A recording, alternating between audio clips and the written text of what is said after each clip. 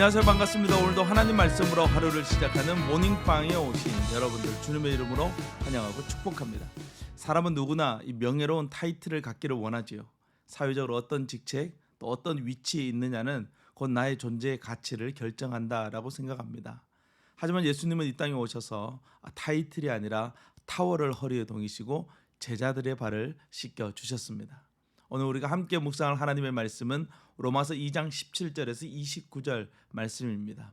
로마서가 기록될 당시 로마 안에는 5개에서 7개 가량의 교회들이 있었습니다. 우리는 이 교회들을 로마 교회라고 부릅니다.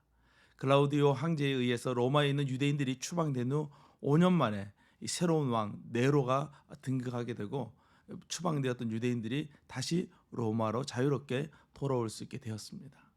하지만 이 로마로 돌아온 유대인들과 또 그동안 교회를 지키고 섬겨왔던 이 헬라인들 사이에 갈등이 생겨나게 되죠.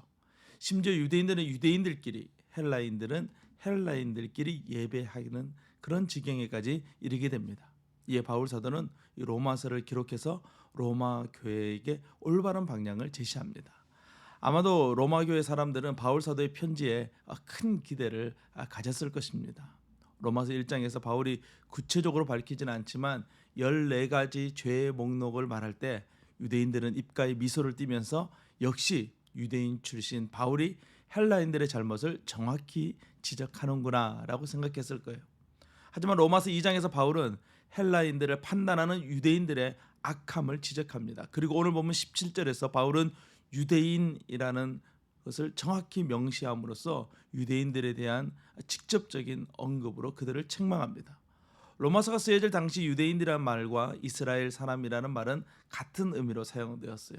유대인들은 자신들은 하나님의 택함을 받은 유일한 민족이고 율법을 수여받음으로 다른 어떤 민족들보다 우월하다라고 생각했습니다.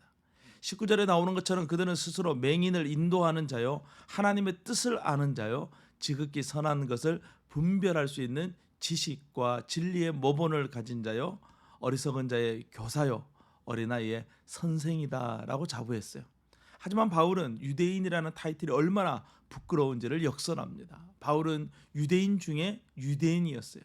그는 13살 전에 모세오경을 모두 암송하고 가말리엘 수하에 들어가서 진정한 유대인으로 살아가는 법을 배웠으며 어린 나이에 유대인 최고 법정 의결 기구인 산헤드린 공회의 공회원으로 활동했습니다. 하지만 그가 그곳에서 본 것은 온갖 부정과 부패가 가득하고 타락한 유대인 지도자들의 모습이었던 것이죠. 결국 그들은 진리 대신 예수 그리스도를 십자가에 못 박아 죽이는 돌이킬 수 없는 죄악을 저질렀어요.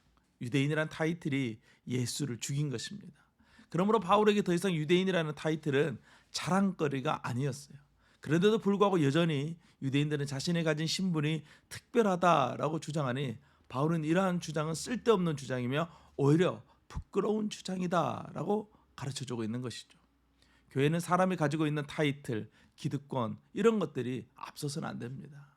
교회는 오직 예수 그리스도만이 높임을 받고 그분이 베푸신 구원의 은혜만이 찬송을 받아야 합니다. 주님만 높이는 교회, 주님만 자랑하는 교회, 바로 우리 교회가 될 수 있기를 주님의 이름으로 축복합니다. 오늘도 주님과 함께 승리하세요. 샬롬.